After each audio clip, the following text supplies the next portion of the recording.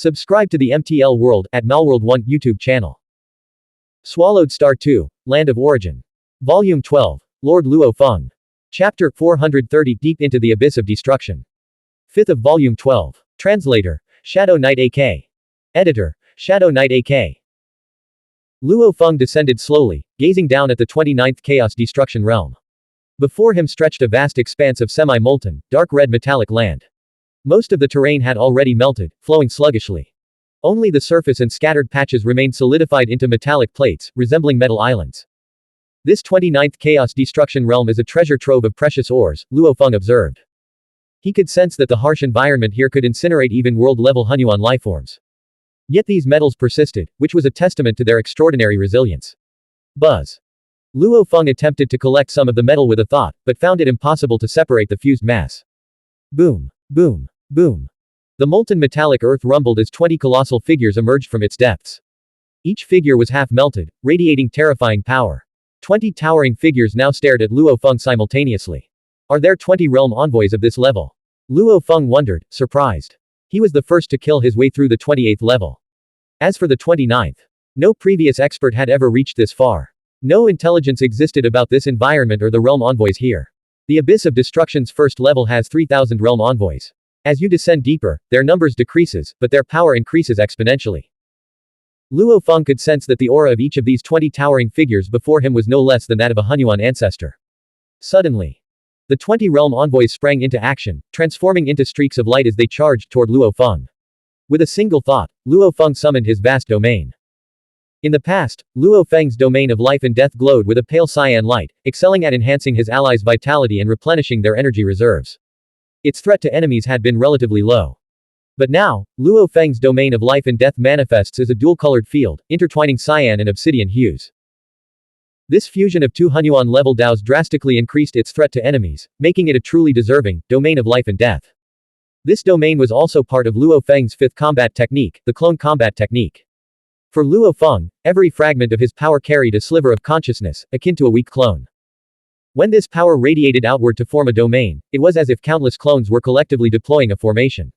Thus, the domain of life and death was integrated into the clone combat technique framework. Boom. Rumble. As the domain enveloped him, isolating him from external observation, Luo Feng could now freely attack the 20 realm envoys. I can't see anymore. Lord Luo Feng has activated his domain, blocking all observation.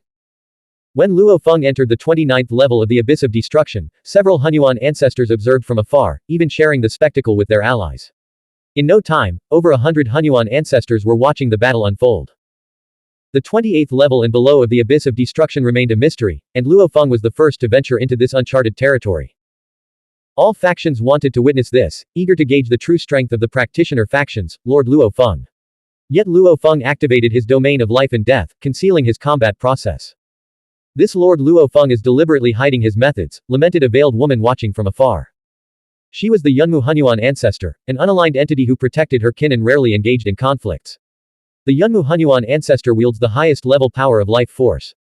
However, relying solely on life force prevented her from achieving the theoretical state of immortality. Because her limited killing power, combined with being the sole Xuanhuan ancestor of her clan, left her people vulnerable to oppression. In their most tragic ordeal, approximately 2/3 of their clan were devoured. This incident also fueled the Yunmu Xuanhuan ancestor's killing intent, driving her to secretly pursue greater destructive power. He far surpasses me in mastery of life, the Yunmu Xuanhuan ancestor observed. Moreover, he's much like me. The second power I've spent epochs mastering is precisely destructive power. To the outside world, the Yunmu Xuanhuan ancestor, who never involved herself in conflicts, was known only for her mastery of life force. However, few realized she had secretly acquired a form of destructive power and was already planning her revenge. I wield both the highest level powers of life and destruction. Even pushing myself to my absolute limit, I can barely reach the top 10. Yet he masters the Xuanhuan level Dao of both life and death. He far surpasses me.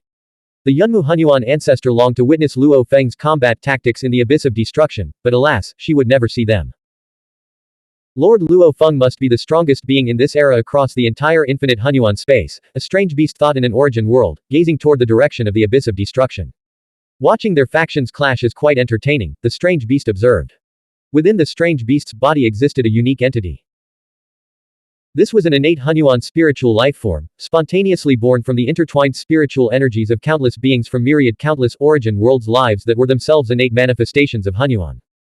From its very creation, this entity's life core is infused with spiritual energy, rendering it immortal and indestructible. It differed fundamentally from Moji Uc. Moji Uc delighted in devouring the souls of countless lives. This entity, however, reveled in experiencing the joys, sorrows, desires, and hatreds of innumerable beings. It could traverse the minds of countless lives, cloning itself billions of times to inhabit their bodies and perceive their spiritual landscapes. When it encountered lives it favored, it would even offer assistance. Its very existence was purely spiritual. Consequently, no Hunyuan ancestor or lord had ever detected its presence.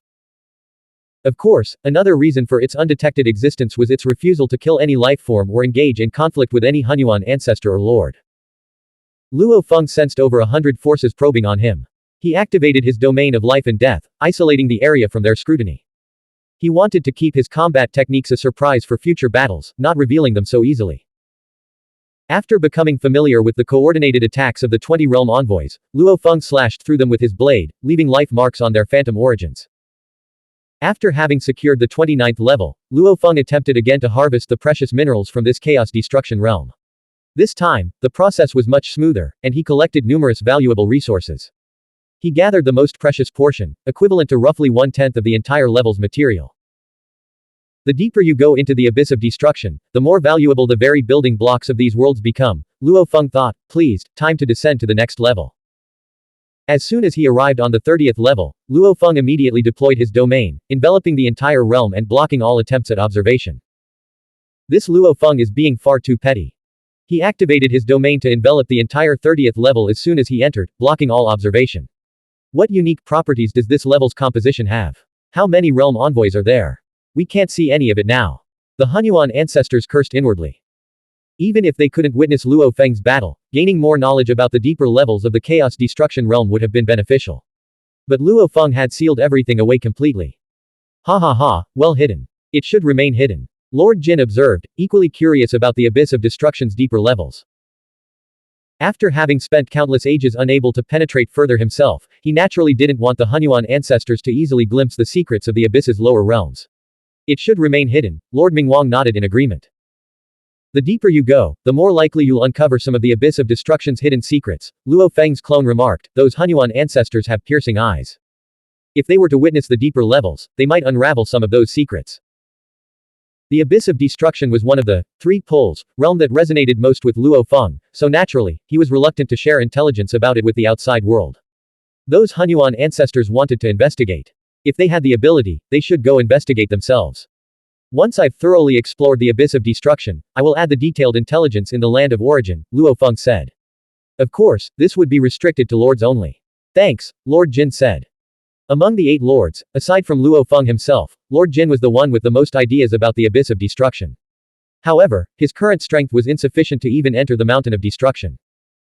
The abyss of destruction, as a mysterious land, doesn't understand the difference between the Hunyuan level Dao and highest level power.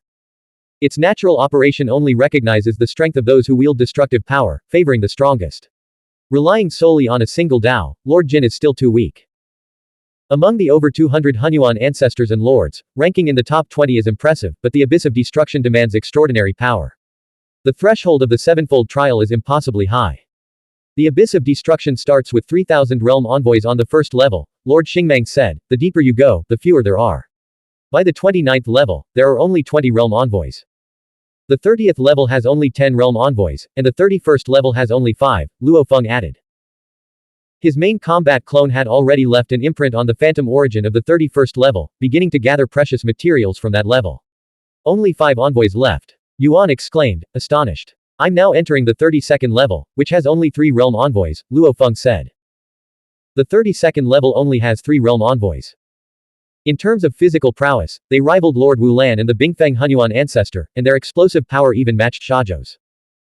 3 physically formidable, Shaozhou-like figures unleashed their destructive power, launching a frenzied attack on Luo Feng. The effectiveness of Luo Feng's domain of life and death significantly diminished. This domain had proven remarkably effective in the previous 29th to 31st levels, as it could target all enemies within its range against mass attacks. However, as he descended deeper, the number of realm envoys decreased while their individual power rapidly increased, causing the domain's effectiveness to wane. HMPH. The 32nd level was shrouded in darkness. Under the domain of life and death, directions were inverted, time-space distorted, and every realm envoy was bound. Faint blade shadows stood at various points, forming an immense blade formation.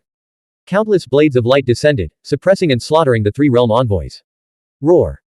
One of the realm envoys opened its mouth, a bottomless abyss that devoured countless blades of light, weakening the formation's power. However, Luo Feng continuously supplied energy to the formation, maintaining its power. The second realm envoy twisted its body into flowing lines, coiling around the entire realm and effortlessly blocking every blade and aimed to strike at Luo Feng with its soft, serpentine form. HMPH. The final realm envoy reached Luo Feng, its attack carrying the power to destroy heaven and earth. Luo Feng felt immense pressure. Fighting three at once, each stronger than Shazhou. He was clearly at a disadvantage. Whoosh. Whoosh. Whoosh. Clad in blood-colored robes, Luo Feng relied on the blood crane territory to move with unpredictable speed. Combined with the domain of life and death, which made him omnipresent within a small area, he unleashed a terrifying blade lights against the serpent-like realm envoy, which had completely enveloped the phantom origin. Boom. A cataclysmic explosion erupted. It was one of the forbidden technique of the origin combat technique which finally severed a segment of the serpent-like realm envoy's body. A strand of imprint immediately branded itself onto the phantom origin. Success. He didn't need to completely defeat the realm envoys, merely escaping their interference and imprinting the mark on the phantom origin was enough. This is only the 32nd level, and I've already been forced to use the origin combat technique. Luo Feng observed the three realm envoys before him, now restored to normal and obediently following his commands. Blank. End of chapter. Subscribe to MTL World at Malworld 1 YouTube channel.